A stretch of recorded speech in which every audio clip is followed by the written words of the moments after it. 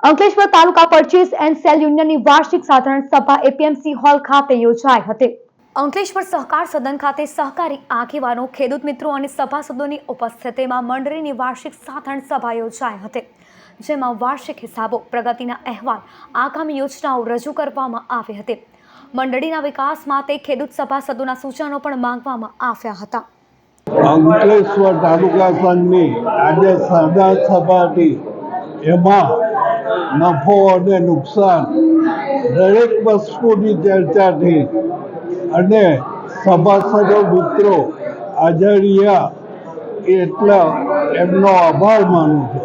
Ankleshwar taluka cooperative purchase and cell યુનિયનના સાધારણ સભા જે યોજાઈ હતી એમાં સહકારી આગેવાનો, ખેડૂત મિત્રો તેમજ